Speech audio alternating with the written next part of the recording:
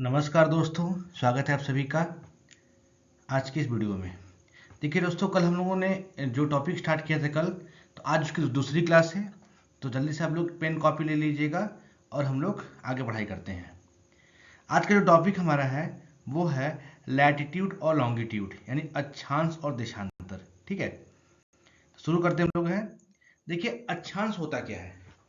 तो अक्षांश जैसे मान लेते हैं ये हमारा ग्लोब है। तो एक बिंदु ग्लोब में भूमध्य रेखा के ऊपर या नीचे स्थित होता है, जिसे अक्षांश कहा जाता है। ग्लोब पर वे दो बिंदु जिनसे होकर पृथ्वी गुजरती है उत्तर तथा दक्षिण ध्रुव होते हैं। कहने का मतलब ये कह रहा है कि जैसे मान लीजिए ये हमारा ग्लोब है। ग्लोब क्या होता है, तो ग्लोब जैसे हमारे अर्थ है, ये पृथ्वी का प्रारूप को हम लोग ग्लोब बोलते हैं। और इसी ग्लोब के ऊपर कुछ क्षैतिज रेखाएं ड्रा की जाती हैं, जिनको हम लोग क्या बोलते हैं, अक्षांश बोलते हैं। और ये जो अक्षांश रेखाएं होती हैं ये एक दूसरे के समानांतर होती हैं, यानी ये पैरेलल होती है। ठीक है, तो इन इन जो ये रेखाएं होती हैं, ये आपका टोटल जिनकी संख्या होती है वो होती है 181। कितनी होती है, 181।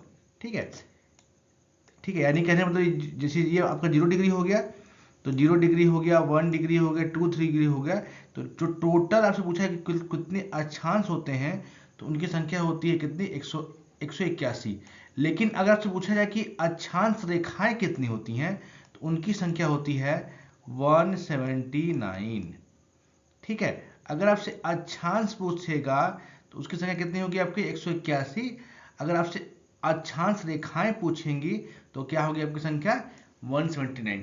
देखिए ध्यान से, जैसे कहा क्या रहा है, जैसे कि ये अर्थ है, तो इस अर्थ को ये बीचों बीच, यानी जो ये आप देख रहे होंगे यहाँ पे कुछ क्षैतिज रेखाएं हैं और ये काल्पनिक रेखाएं होती हैं। ठीक है, क्या होती हैं, काल्पनिक रेखाएं होती हैं। तो ये अगर आप इसको इक्वेटर मानते हैं तो ऊपर ये आपका 90 है और नीचे आपका ये 90 है।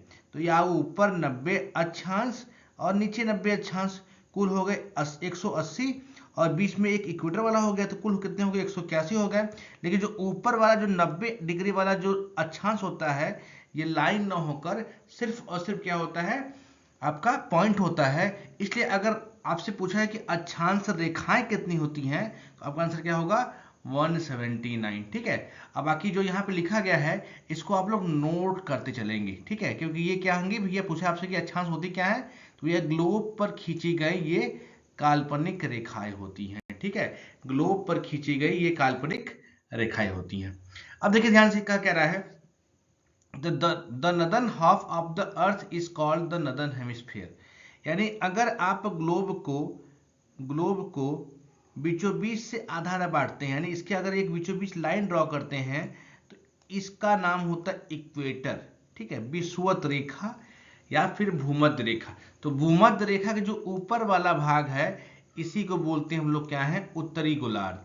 और नीचे वाले भाग को बोलते हैं हम लोग क्या है, दक्षिणी गोलार्ध। यानी ये है नदर्न हेमिस्फीयर और ये क्या है, सदर्न हेमिस्फीयर। ठीक है, यानी ऊपर वाला भाग का क्या हो गया, नदर्न हेमिस्फीयर, नीचे वाले भाग का क्या नाम हो गया, सदर्न हेमिस्फीयर, यानी कि दक्षिणी गोलार्ध। ठीक है, इस प्रकार विषुवत वृत्त पृथ्वी पर एक काल्पनिक वृत्त बनाती है। यानी ये जो आपने देखा भी, जो ये भूमध्य रेखा थी, यह पृथ्वी पर क्या करती है, एक वृत्त बनाती है, ये एक कंप्लीट सर्कल बनाती है। ये कई बार पूछा गया है, जो अक्षांश होती हैं वो पृथ्वी पे क्या करती हैं, एक भैया पूर्ण वृत्त या फिर कंप्लीट सर्कल बनाती हैं। अगर आप विषुवत रेखा से ऊपर बढ़ेंगे तो जो ऊपर सर्किल बनेगा ये इनसे छोटा होता जाएगा।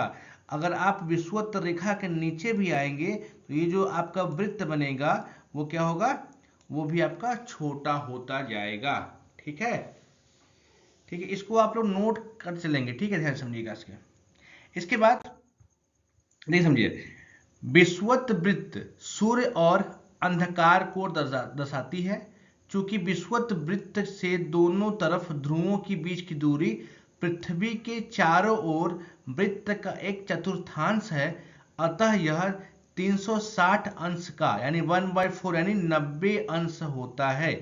इस प्रकार 90 अंश उत्तरी अक्षांश और 90 अंश क्या है, दक्षिणी दृशार्ध। यानी जो ये ऊपर वाला है भैया, ये जो नॉर्थ वाला है, ये क्या होगा, यानी अगर आप ध्यान देखेंगे तो अगर आप इक्वेटर यहाँ पे है, ठीक है, यहाँ पे बीचों बीच इसके, तो इसके अगर ऊपर बढ़ेंगे तो ये जो एंगल बन रहा है ये बिल्कुल 0 डिग्री आपका एंगल है। ऊपर बढ़ेंगे तो 1 degree, 2 degree, 3 degree, 4 degree, 5 degree, ऐसे करते करते करते आप लोग यहाँ पे आ जाएंगे 90 अंश आ जाएंगे। और चूंकि ये नॉर्थ में, इसको हम लोग क्या बोलेंगे, उत्तर में, ठीक है, तो ये आपका है उत्तरी ध्रुव। उसी प्रकार अगर नीचे जो बनेगा तो ये नीचे भी तो एंगल बन रहा है, तो ये 1 2 3 करते करते यहाँ भी कितना आएगा आपका, तो ये भी आपका आएगा 90 डिग्री। और इसी को हम लोग बोलते क्या है, 90 डिग्री आपका क्या है, दक्षिणी गोलार्ध, ठीक है। तो ऊपर भी यहाँ से लेकर यहाँ तक ये जो एंगल, यानी इसका सेंटर से जो, ये सेंटर से जो एंगल बनेगा, ये जो देखिए ध्यान से, जो यहाँ से लेकर ये जो एंगल बन रहा है ये बिल्कुल आपका 90 डिग्री बनेगा, ठीक है, ऐसे। और नीचे भी क्या बन रहा है भैया, तो ये भी तो 90 डिग्री बन रहा है, यहाँ से लेते हुए ये जो पूरा बन रहा है तो ये तो 90 डिग्री है। तो यहाँ यानी ये 0 डिग्री था हमारा, फिर बीच में कहीं 1 डिग्री, 2 डिग्री, 3 डिग्री करते करते करते करते ये पूरा यहाँ से लेते यहाँ तक क्या बनेगा आपका 90 डिग्री। तो ऊपर वाले को बोलते हैं उत्तरी ध्रुव यानी नॉर्थ पोल, और नीचे वाले को बोलते हैं क्या हम लोग हैं, साउथ पोल या फिर दक्षिणी ध्रुव, ठीक है। ठीक है, इसको साथ साथ आप लोग नोट करते भी चलेंगे। इसके बाद देखिए ध्यान से, इस प्रकार विषुवत वृत्त के उत्तर की सभी समांतर रेखाओं को उत्तरी अक्षांश कहा जाता है तथा विषुवत वृत्त के दक्षिण स्थित सभी समांतर रेखाओं को दक्षिणी अक्षांश कहा जाता है। इसलिए प्रत्येक अक्षांश के नाम के साथ उसकी दिशा उत्तर या दक्षिण को भी लिखाना आवश्यक होता है। ये कहने का मतलब ये हुआ कि जैसे ये हमारा ग्लोब था, ठीक है, ये हमारा ग्लोब था और इसके बीचों बीच जो ये हमारा विषुवत रेखा यानी जो इक्वेटर है, तो ये भी तो हमारा एक अक्षांश ही है 0 डिग्री वाला। तो इसके ऊपर जो आपको मिल रहे हैं ये सब के सब क्या बनाएंगे, एक सर्किल ही बनाएंगे, ठीक है। और इनको हम लोग बोलते हैं उत्तरी अक्षांश, यानी इसके ऊपर का क्या होगा, उत्तरी होगा, यानी नदर अक्षांश मिलेंगे आपको। अगर आप इसके नीचे आएंगे तो इसका नाम होता है दक्षिणी अक्षांश, ठीक है, सदर्न लैटिट्यूड। तो ये ऊपर आपका यहाँ से लेकर 0 डिग्री से ऊपर आपका यहाँ तक ये 90 तक मिलेगा, और सेम आपका यहाँ नीचे भी मिलेगा आपका 90 तक, यानी ये आपका नीचे ऊपर भी 90 और आपका नीचे भी 90। यहाँ तक बात क्लियर हो रही है, ठीक है। देखिए ध्यान से, इसको आप लोग बारी बारी लिखते चलेंगे ताकि आपका नोट्स भी क्या होता रहे, बनता रहे, ठीक है। अब जो विषुवत वृत्त है यानी जो आपका इक्वेटर है, इस इक्वेटर को हम लोग बोलते हैं 0 डिग्री। क्यों? क्योंकि ये जो है हमारा वो ग्लोब के सेंटर से यानी पृथ्वी के सेंटर से बिल्कुल पैरेलल मिलता है, यानी ये बिल्कुल पैरेलल मिलेगा, इसलिए इसको बोला गया है 0 डिग्री, ठीक है। यानी अर्थ के सेंटर से, अर्थ का सेंटर कहाँ मिलेगा आपको, यहाँ मिलेगा कहीं पे, तो इस सेंटर के चारों तरफ यानी ये पूरा सर्किल जो बनेगा यही तो इक्वेटर है, तो इस सेंटर से इसका जो एंगल बनेगा वो कितना बनता है, 0 डिग्री, ठीक है। तो विषुवत रेखा को क्या बोलते हैं हम लोग, है 0 डिग्री। उसी प्रकार जो नॉर्थ पोल है वो है 90 डिग्री नॉर्थ वाला, और जो साउथ पोल है वो है 90 डिग्री क्या वाला, दक्षिण वाला, ठीक है। उसी प्रकार यहाँ ऊपर मिलेगा आपको ट्रॉपिक ऑफ कैंसर जिसको हम लोग बोलते हैं कर्क रेखा, और नीचे बोलेगा ट्रॉपिक ऑफ कैप्रिकॉर्न जिसका नाम होता है मकर रेखा, ठीक है। तो ऊपर वाला जो 23.5 23 डिग्री 23 एंड जो हाफ डिग्री जो एंगल ऊपर बनाता है इसी का नाम होता है कर्क रेखा, जबकि जो नीचे बनाएगा 23 एंड हाफ डिग्री इसका नाम क्या होगा आपका भैया, मकर रेखा। तो ऊपर जो 23 एंड हाफ वाला है उसका कर्क रेखा ट्रॉपिक ऑफ कैंसर, और नीचे वाले को हम लोग क्या बोलते हैं, ट्रॉपिक ऑफ कैप्रिकॉर्न। कहने का मतलब ये हो गया कि इसी प्रकार, देखिए ध्यान समझिएगा मेरी बात को, जैसे ये हमारा हो गया, ये हो गया हमारा अर्थ, ठीक है, ये मान लीजिए, और ये हमारा हो गया इक्वेटर, ये हो गया आपका ट्रॉपिक ऑफ कैंसर या कर्क रेखा, ये हो गया ट्रॉपिक ऑफ कैप्रिकॉर्न यानी मकर रेखा। इसके ऊपर यहां मिलेगा आर्कटिक वृत्त, आर्कटिक सर्कल, ठीक है, और यहां मिलेगा अंटार्कटिका सर्कल, ठीक है। तो ये है 0 डिग्री ये है 23.5 डिग्री, और ये है 66.5 डिग्री, और ये है 90 डिग्री। उसी प्रकार ये 0 डिग्री है तो नीचे में क्या मिलेगा, 23.5 डिग्री साउथ वाला, 66.5 डिग्री साउथ वाला, और 90 डिग्री साउथ वाला। ठीक है, तो अब ये जो बीच का रीजन है, ठीक है, ये जो बीच का रीजन है इनका अलग अलग नाम, जैसे मान लेते हैं जो बीच का यानी जो ट्रॉपिक ऑफ कैंसर, यानी यहां से ट्रॉपिक ऑफ कैप्रिकॉर्न से लेकर जो ट्रॉपिक ऑफ कैंसर का इलाका है, यहाँ वर्ष भर में जो सन है एक बार जरूर आता है। यानी यहां से लेकर यहां तक सन जो सूरज हमारा है वेरी करता है, यानी इन दोनों लेखाओं के बीच में सन क्या करता है, वेरी करता है। इसीलिए इसका नाम रखा गया है क्या, ट्रॉपिकल जोन। ठीक है, इसको हम लोग क्या बोलते हैं, इसको बोलते हैं हम लोग ट्रॉपिकल जोन। क्यों, क्योंकि यहाँ पे गर्मी सबसे ज्यादा पड़ती है, क्योंकि कभी कभी सन हमारा यहाँ मिलेगा, कभी कभी सन हमारा यहाँ मिलेगा। उसी प्रकार ये जो हमारा कर्क रेखा है और जो आर्कटिक वृत्त है, यानी जो हमारा कर्क रेखा है और जो आर्कटिक वृत्त है, ये वाला रीजन, ये रीजन इसको बोलते हैं हम लोग हैं टेम्परेट जोन या सब ट्रॉपिकल जोन या शीतोष्ण कटिबंध। यानी ट्रॉपिक ऑफ कैप्रिकॉर्न के से लेकर इन दोनों के बीच का जो एरिया है इसी का नाम होता है सब ट्रॉपिकल जोन। और सेम कहानी होती है नीचे भी, यानी जो ये वाला एरिया है इसको भी हम लोग बोलते हैं सब ट्रॉपिकल जोन यानी शीतोष्ण कटिबंध या फिर टेम्परेट जोन। ये कहां से कहां तक होगा, तब मकर रेखा और अंटार्कटिका सर्किल के बीच वाला भाग होता है। और इसके बाद जो ये वाला भाग है, जो आप लोग ये वाला भाग देख रहे हैं, ये हमारा है ध्रुवीय क्षेत्र, पोलर रीजन। ठीक है, क्या होगा, पोलर रीजन। नीचे भी क्या होगा, पोलर रीजन। और जो पोलर रीजन है इसके भी दो भाग होते हैं, जो पोलर रीजन है इसके भी दो भाग होते हैं। तो जो पोल के पास है, यानी जो पोल के पास होता है उसको बोलते हैं टुंड्रा प्रदेश, अब पोल से दूर वाले को क्या बोलते हैं हम लोग, टैगा प्रदेश। सेम कहानी यहाँ भी होगी, या ठंडी ज्यादा पड़ेगी, यानी ये वाला जो इलाका, इधर वाला इलाका है, नीचे वाला पोल के पास वाला है, ये है टुंड्रा, और जो इसके वाला इलाका मिलेगा यहाँ वाला, ये होता है टैगा। ठीक है, तो यानी जो हमारा ध्रुवीय क्षेत्र है, पोलर रीजन है, इसके भी अलग अलग पार्ट्स होते हैं, कौन कौन से, टुंड्रा और टैगा। सबसे जो ठंडा भाग होता है वो होता है टुंड्रा प्रदेश। क्यों, क्योंकि वहां जो सन से दूरी उसकी काफी बढ़ जाती है, यानी बिल्कुल जो पोल के पास वाला इलाका होता है वो हमारा होता है टुंड्रा प्रदेश। उसके ठीक बाद वाला होता है टैगा प्रदेश, और दोनों को दोनों 66.5 से लेकर 90 डिग्री के बीच में पड़ते हैं। ठीक है, यहां तक बातें क्लियर हो रही हैं। बिल्कुल आराम आराम से आप लोग नोट्स बनाते चलेंगे। ठीक है, इसके बाद देखिए जो हमने बताया आपको, हमने ये बताया आपको कि भैया जो टॉपिक ऑफ कैंसर है, जो टॉपिक ऑफ कैंसर, एक सेकेंड, यानी ये जैसे मान लीजिए हमारा ग्लोब हो गया, ठीक है, और ये हमारा इक्वेटर हो गया, और ये हो गया कर्क रेखा, और ये हो गया मकर रेखा। तो इन दोनों क्षेत्रों के जो बीच का जो ये वाला भाग था, इन दोनों क्षेत्रों के जो बीच वाला ये वाला भाग था, इसी को तो बोला गया है क्या, यही तो है ट्रॉपिकल रीजन। ठीक है, यानी ये हमारा है उष्णकटिबंध।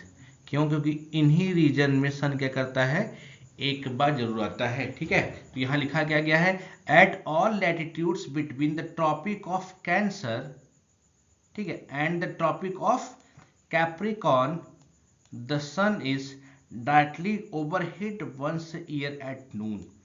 Therefore, this region received maximum heat and it's called tropical zone. ठीक है, आपसे पूछा जाएगा कि ट्रॉपिकल जोन यानी जो उष्णकटिबंध है ये कहां से कहां तक फैला हुआ है, तो आपका आंसर क्या होगा कि भैया ये ट्रॉपिक ऑफ कैंसर यानी कर्क रेखा से लेकर मकर रेखा के जो बीच का क्षेत्र, जो रीजन है, इसी को हम लोग क्या बोलते हैं, उष्णकटिबंध या फिर ट्रॉपिकल जोन। ठीक है, यहां तक बातें क्लियर हो रही हैं।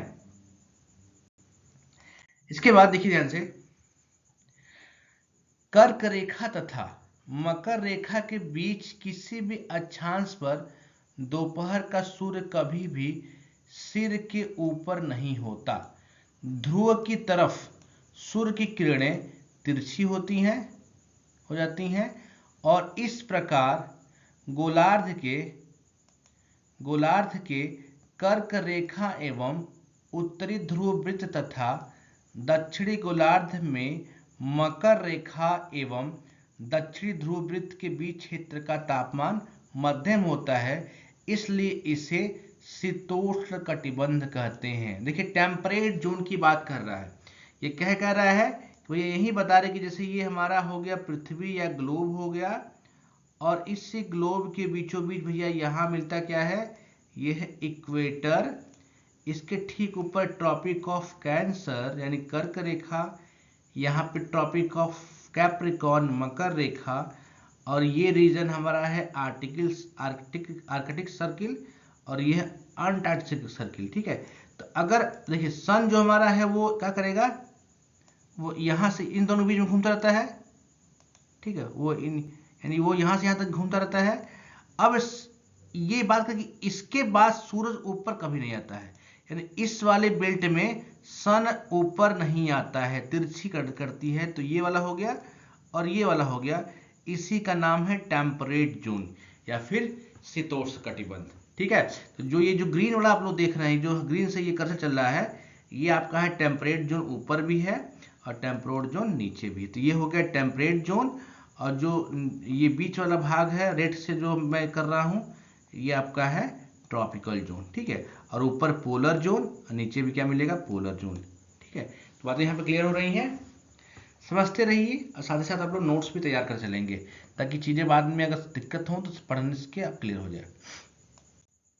ठीक है, अब देखिए बात समझिए ध्यान से।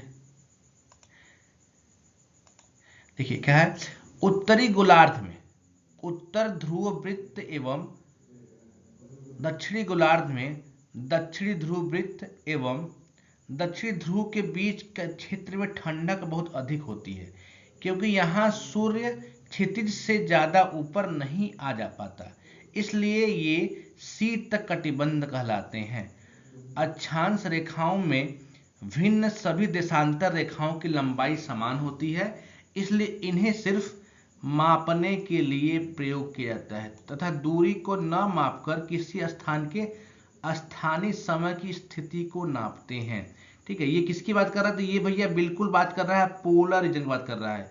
कह रहे कि वो क्षेत्र यानी आपका ये अगर मान लेते हैं ये अर्थ हो गया, ये आपका इक्वेटर हो गया, ये ट्रॉपिक ऑफ कैंसर हो गया, ये आर्कटिक सर्कल हो गया, नीचे आपका कैप्रिकॉर्न हो गया, अंटार्कटिका हो गया। तो ये बात कर रहा है किसकी, तो ये भैया बात कर रहे हैं भाई साहब इस रीजन की, ये रीजन यानी यहाँ सन है, सन कभी ऊपर आता ही नहीं है, यहाँ पर भी यहाँ रीजन, इसको नाम दिया गया है शीत कटिबंध। ठीक है, क्या है, शीत कटिबंध या फिर पोलर रीजन, शीत कटिबंध या फिर कोल्ड जोन। ठीक है, क्या बोलते हैं इसको हम लोग हैं, कोल्ड जोन। ध्यान देंगे आप लोग, इसको बोलते हैं हम लोग हैं कोल्ड जोन। ठीक है, आगे देखिएगा, तो प्रमुख देशांतर रेखा 180 देशांतर मिलकर पृथ्वी को दो भागों में बांटती है, पूर्वी गोलार्ध एवं पश्चिमी गोलार्ध में विभक्त करती है। इसलिए किसी स्थान के देशांतर को 180 डिग्री पूर्व के लिए अक्षर तथा पश्चिम के लिए अक्षर पश्चिम का उपयोग करते हैं। ये जानना आवश्यक होगा कि 180 डिग्री पूर्व और 180 डिग्री पश्चिम वास्तव में एक ही रेखा पर स्थित है। देखिए अब ये बात कर रहा है लैटिट्यूड लॉन्गिट्यूड की। ठीक है, अब देखिए अर्थ पे जैसे हमने देखा कि अभी इसके पहले क्या थी, इसके पहले हुआ करती थी आपकी कौन सी, आपकी हॉरिजॉन्टल लाइन। अब जो हमारी लॉन्गिट्यूड होती हैं वो होते हैं वर्टिकल लाइन, यानी वो मिलेंगे आपको कुछ ऐसे, वो इधर आपका हो गया वेस्ट, इधर आपका हो गया ईस्ट। तो जो नॉर्थ पोल को साउथ पोल से जो रेखा मिलाती है इसी को हम लोग क्या बोलते हैं भैया, यही है हमारा है देशांतर या फिर लॉन्गिट्यूड। ठीक है, देशांतर या फिर लॉन्गिट्यूड। ठीक है, तो यहां से यानी आपका अगर ये 0 डिग्री हो गया तो इधर वाला जो है ये आपको मिलेंगे 180, ये इधर 180 और यहाँ से इधर क्या मिलेगी आपको 180। तो ये जो ये वाला इलाका है, जो ये वाला इलाका है, पीछे में आपस मिला होता है, यानी जो 180 डिग्री लॉन्गिट्यूड होता है, ये इधर वाला भी, पूरब वाला भी और पश्चिम वाला भी जो होता है, वो दोनों आपस में मिले होते हैं, दोनों सेम होते हैं। ठीक है, तो जो वर्टिकल आर्टिफिशियल लाइन होती है ग्लोब के ऊपर खींची जाती है, इन्हीं को हम लोग क्या बोलते हैं, तो इन्हीं को हम लोग बोलते हैं क्या है आपका लॉन्गिट्यूड या फिर देशांतर। ठीक है, तो 180 वाली जो लाइन होती है वो पीछे दोनों सेम ही होती हैं, यानी 180 डिग्री पूरब वाला भी और 180 डिग्री पश्चिम वाला भी, दोनों क्या होती है, सेम होती हैं। अगर आपसे पूछा जाए कि टोटल देशांतर कितने हैं, तो उनकी संख्या होती है 360। ठीक है, ध्यान रखेंगे आप लोग। सोचा कि पूरे लॉन्गिट्यूड संख्या कितनी मिलेगी आपको, तो कितनी मिलेगी आपको 360। ठीक है, 360। और यहां पर देखिए ध्यान से, तो अगर आपसे एक चीज और थोड़ी रखा है कि जो हमारी अक्षांश रेखाएं थी, जो अक्षांश रेखाएं थी, इन ये एक दूसरे के बिल्कुल पैरेलल होती हैं, बिल्कुल पैरेलल होती हैं, और इनके बीच में जो दूरी होती है वो कितनी होती है, 111 किलोमीटर। कितनी होती है, 111 किलोमीटर। जबकि जो हमारी लॉन्गिट्यूड होती हैं ये पैरेलल नहीं होती हैं, और इनके बीच की जो दूरी होती है वो भूमध्य रेखा पर अधिकतम यानी मैक्सिमम होती है, और पोल्स पे कितनी होती है, मिनिमम होती है। ठीक है, यानी क्योंकि ये भैया पोल्स पे क्या कर आपस में मिल जा रही हैं, तो देशांतर रेखाओं के बीच की जो दूरी होती है वो मैक्सिमम होती है कहाँ पे, भूमध्य रेखा पर, और कितनी होती है, तो 111.32 किलोमीटर। जबकि दो अक्षांश के बीच की जो दूरी होती है वो कितनी होती है, 111 किलोमीटर। ठीक है, तो दो अक्षांश के बीच की जो दूरी मिलेगी वो कितनी मिलेगी, 111 किलोमीटर। जबकि दो देशांतर के बीच की दूरी भूमध्य रेखा पर कितनी होती है, तो 111.32। जबकि मिनिमम कितनी होती है, तो वो होती 0 किलोमीटर कहाँ पे, पोल्स के पास। ठीक है, इस बात को ध्यान रखेंगे आप लोग कि यहाँ पे दो देशांतर के बीच की जो दूरी होगी वो मैक्सिमम और मिनिमम होती है, जबकि दो लैटिट्यूड के बीच की दूरी ऑलवेज कांस्टेंट कितनी होती है, 111 किलोमीटर होती है। ठीक है, ठीक है, तो मैंने बताया आपको कि दो लॉन्गिट्यूड की जो बीच की दूरी होगी वो कितनी होती है, 111.32 किलोमीटर। ठीक है, इसको आप लोग नोट करते चलिए, बिल्कुल आराम से देखते चलिए, धीरे धीरे समझते जाइए आप लोग नोट्स। देखिए बिल्कुल मैं यहाँ पे कुछ भी चीज़ें छोड़ नहीं रहा हूँ। ठीक है, बिल्कुल इसको आप अच्छे से तैयार कर लेंगे तो डेफिनेटली आप कोई भी एग्जाम हो वहाँ पे चीज़ें आपको काम आएंगी। फिर हम लोग आगे बढ़ते हैं। देखिए यहाँ क्या बताया गया है, अब हम लोग करते क्या है कि हम लोग लॉन्गिट्यूड का यूज करके समय निकालते हैं। देखिए क्या कह रहा है, तो पृथ्वी अपनी धुरी पर पश्चिम से पूर्व की तरफ घूमती है। इस बात ध्यान रखेंगे आप लोग, ये पूछा जाता है कभी कभी कि पृथ्वी कैसे घूमती है, तो पश्चिम से पूर्व की तरफ। यही कारण है कि पूर्व में सूर्योदय एवं पश्चिम में सूर्यास्त होता है। ठीक है, अगर सन जो हमारी पृथ्वी है पूर्व से पश्चिम घूमती तो सूर्योदय उल्टा होता, लेकिन घूमती कैसे है, तो पश्चिम से पूर्व घूमती है। इसलिए जो हमारा सन जो निकलता, जो सनराइज होती है वो कहाँ मिलेगी आपको, पूरब में। सनसेट कहाँ पे हमेशा होगा, तो वो भैया सनसेट हमेशा होता है कहाँ पे, पश्चिम में, वेस्ट में होता है। ठीक है, आगे देखते हम लोग हैं, तो पृथ्वी अपनी धुरी पर घूमती हुई 360 डिग्री यानी 360 डिग्री देशांतर यानी एक चक्कर लगाती है, यानी वो पूरा पूरा 360 डिग्री घूम गई। ठीक है, कितने घूम गई, 360 डिग्री घूम लेती है। 360 डिग्री घूमने में लगभग 24 घंटे का समय पूरा करती है। और तो यही देशांतर प्रमुख यातायात के पूर्व एवं पश्चिम दोनों ओर स्थित होते हैं। इसी प्रकार पृथ्वी पश्चिम से पूर्व की ओर घूमती है, इस प्रकार सूर्य के पश्चिम में होने पर वहां 15 डिग्री देशांतर या 4 मिनट में 1 डिग्री देशांतर का पार करता हुआ दिखाई देता है। कहने का मतलब ये हो गया कि 24 घंटे में पृथ्वी हमारी कितनी घूम गई भैया? 360 डिग्री। ठीक है, यानी 24 घंटे में पृथ्वी एक चक्कर लगा दी, तो यानी 24 घंटे में पृथ्वी कितनी घूम गई? 360 डिग्री। अगर आप इसको मिनट में चेंज करेंगे तो 24 इंटू करना पड़ेगा आपको 60 इक्वल टू 360। ठीक है, अगर आप इसको कट करेंगे, थोड़ा सिंपली करेंगे तो ये कटेगा आपका, ठीक है, ये आपका 10 से कटेगी, ये हो गया आपका 6, ये आपका हो गया 36। ठीक है, फिर इसको सिंप्लीफाई करिएगा 6, ये यानी ये कितना आपका आया? तो भैया ये आया कितना? 4 मिनट, यानी 4 मिनट इक्वल टू 1 डिग्री। कहने का मतलब ये हो गया कि पृथ्वी को 1 डिग्री देशांतर घूमने में टोटल 4 मिनट का टाइम लगता है। तो अगर वो 15 डिग्री घूम रही है, यानी उसका जो सूर्य की किरण है 15 डिग्री तक आ रही है, तो 15 इंटू 4 यानी कितना लगेगा? 60 मिनट, यानी लगभग 1 घंटा। यानी 15 डिग्री अगर पृथ्वी घूम गई तो वहां पे जो टाइम कितना निकल जाता है? 1 घंटा। यानी 1 घंटे में पृथ्वी 15 डिग्री घूम जाती है। तो अगर 24 घंटे में घूम रही थी 60 डिग्री, तो भैया 1 घंटे में कितना घूमेगी? 15 डिग्री। ठीक है, इस बात को ध्यान, और यही इसी का यूज करके हम लोग क्या करते हैं? टाइम निकालते हैं। अब देखिए यहाँ पे क्या करा गया है, तो जो हमारा इंडिया है, जो भारत है, तो भारत का मानक समय कहाँ लिया गया है? 82.5 पूरब में। ठीक है, जो मिर्जापुर से गुजरता है, और जो IST यानी जो इंडियन मानक समय है, जो इंडियन स्टैंडर्ड टाइम है, यह ग्रीनविच मीडियम टाइम से 5.5 घंटा है। यानी हम लोग GMT से कितने आगे मिलते हैं आपको? हैं 5.5 घंटा। यानी जो हमारा टाइम जो निकाला गया है, ये वो 82.5 निकाला गया है। तो 1 डिग्री में 4 मिनट, तो 82.5 डिग्री में कितना आएगा आपका?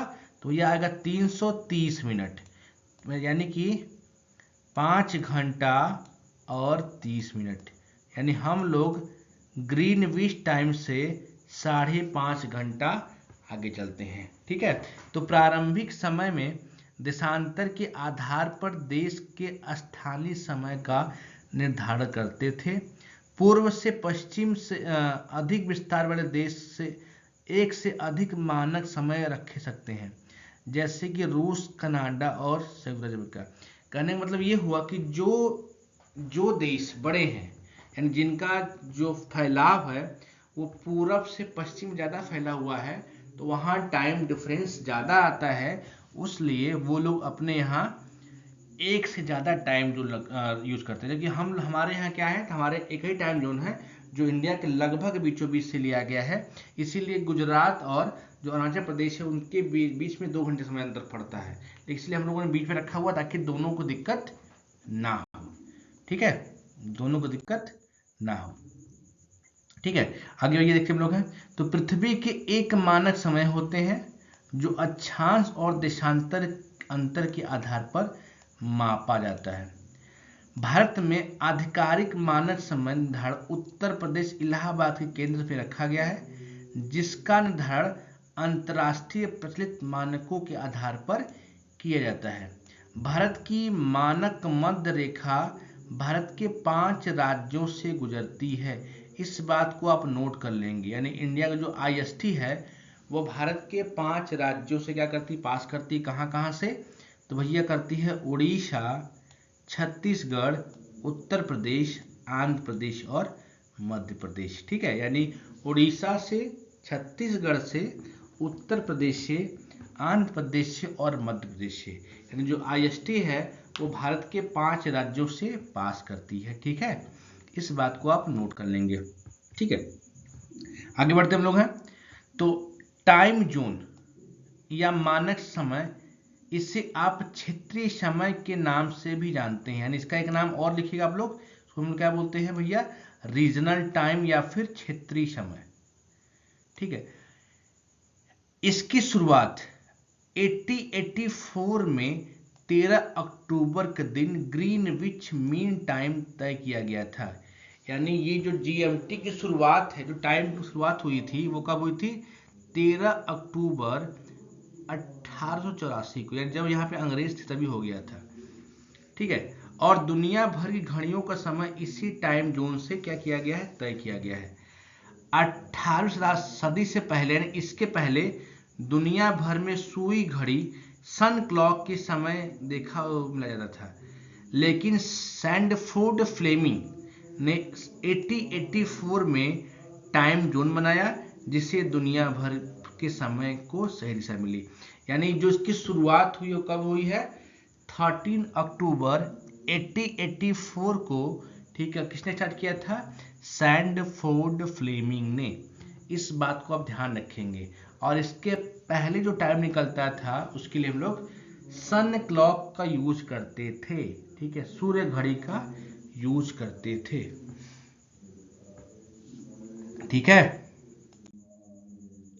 ठीक है, आगे समझिए बात को, कुछ फैक्चुअल जानकारी देखिएगा क्या लिखा क्या वगैरह है। तो इस समय पूरे वर्ल्ड में, यानी पूरे विश्व में 24 टाइम जोन में बांटा गया है, यानी पूरे वर्ल्ड को 24 टाइम जोन में क्या किया गया है, बांटा गया है, ताकि हर देश का स्थानीय समय निर्धारित हो सके। ठीक है, so that the local time of each country can be determined. जैसे कि पृथ्वी एक चक्कर में 24 घंटे लगते हैं, इसलिए हर 15 डिग्री देशांतर पर 1 घंटे का अंतर होता है। अर्थात यदि कोई स्थान ग्रीनविच से 15 डिग्री देशांतर में स्थित है तो वहां का समय जीएमटी से 1 घंटा आगे होगा, यदि पश्चिम में है तो 1 घंटा पीछे होगा।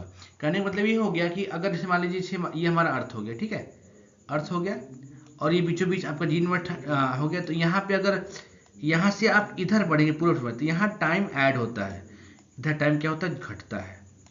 ठीक है, तो अगर आप पूरब में हैं तो टाइम आपको ऐड करना पड़ेगा, यानी 1 घंटा आगे करना पड़ेगा। अगर आप पश्चिम में हैं तो आपको डेफिनेटली तौर पे आप 1 घंटा पीछे करना पड़ेगा। ठीक है,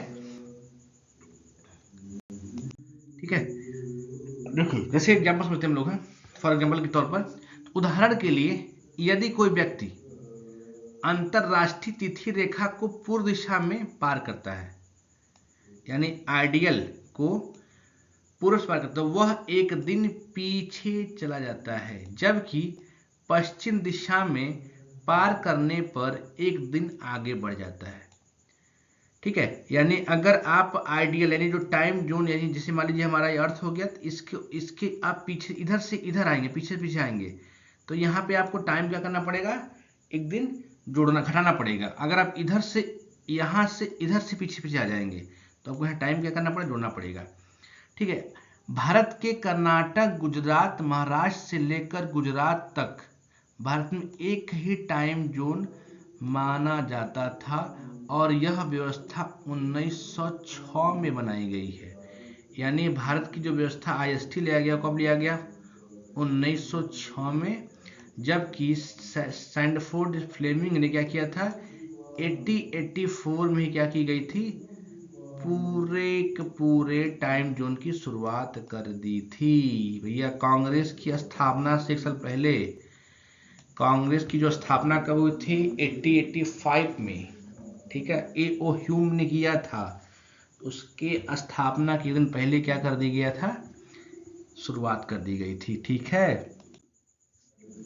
ठीक है, अब एक बात और, जिससे स्टार्ट तो हुआ 1906 में, 1948 में कोलकाता का आधिकारिक समय अलग निर्धारित किया गया था, और इसका कारण यह था कि वर्ष 1884 में वाशिंगटन में विश्व के सभी टाइम जोन में एकरूपता के उद्देश्य से अंतर्राष्ट्रीय सम्मेलन में कहा गया कि भारत में 2 टाइम जोन होंगे, लेकिन इसे लागू नहीं किया गया। परिणाम स्वरूप भारत में आज भी क्या है, एक ही टाइम जोन है। यानी कोलकाता में 1948 में आधिकारिक अलग से किया गया था, लेकिन फिर अभी तक फिलहाल में हमारे यहाँ क्या है, एक ही टाइम जोन है। अभी हाल फिलहाल में कई बार ये बात होती है कि क्या हमारे यहाँ टाइम जोन एक और होना चाहिए। ये बाद में डिबेट का मुद्दा है, क्योंकि यहाँ पे जो नॉर्थ ईस्ट का इलाका है वो शुरू से वहाँ पे था कि जो नॉर्थ ईस्ट वाले बेल्ट है वहाँ पे हम क्या करेंगे, अलग से टाइम जो स्टार्ट करेंगे। लेकिन अभी हमारे इंडिया में क्या है, एक ही टाइम जोन है, ठीक है। और ये आप लोग याद रखेंगे 1948 में क्या हुआ था, कोलकाता के लिए करा गया था, लेकिन वो चीज़ें हो नहीं पाई थी, ठीक है। देखिए, तो विश्व के कुछ देश ऐसे मिलेंगे आपको जहां एक से अधिक टाइम जोन होंगे। जैसे अमेरिका में 9 टाइम जोन है, रूस में 11 टाइम जोन है। अगर आपसे पूछा जाए कि पूरे वर्ल्ड में सबसे ज्यादा टाइम जोन कहाँ पे है, तो आपका आंसर क्या होगा, फ्रांस, ठीक है। फ्रांस में इस समय टोटल 12 टाइम जोन है, ठीक है। और रशिया में कितने, 11 टाइम जोन है। ऑस्ट्रेलिया को भी अलग अलग समय क्षेत्रों में विभाजित किया गया है, जहां एक हिस्से में जब सुबह 5 बजते हैं तो दूसरी तब क्या होते हैं, सुबह के 11 बजे होते हैं। कहने का मतलब ये हो गया कि अगर आपसे पूछा जाए कि सबसे ज़्यादा टाइम जोन कहाँ मिलेगा आपको, तो वो है आपका फ्रांस में। इंडिया में अभी एक ही है। चाइना में भी 3 टाइम जोन है। और आपका जो रसिया है वहाँ कितने मिलेंगे आपको, 11 टाइम जोन मिलेंगे, ठीक है। तो उम्मीद करते हैं कि आपको ये जो टॉपिक है लैटिट्यूड और लॉन्गिट्यूड वाला, ये समझ में आया होगा। यहाँ से आप नोट करते चलेंगे और चीज़ों को लगाते चलेंगे, ठीक है। अभी मैं आगे चल के इस पर कुछ क्वेश्चन करवाऊंगा आपको कि जो आपके एग्जाम पीसीएस वगैरह में जो पूछे गए हैं, या फिर जो यूपीएससी में पूछा गया है, या एनडीए सीडी से पूछा गया है, तो यहाँ से आप सवाल कर लेंगे, ठीक है। तो हम लोग मिलते हैं फिर से अगले वीडियो में। तब तक के लिए मस्त रहिए, धन्यवाद।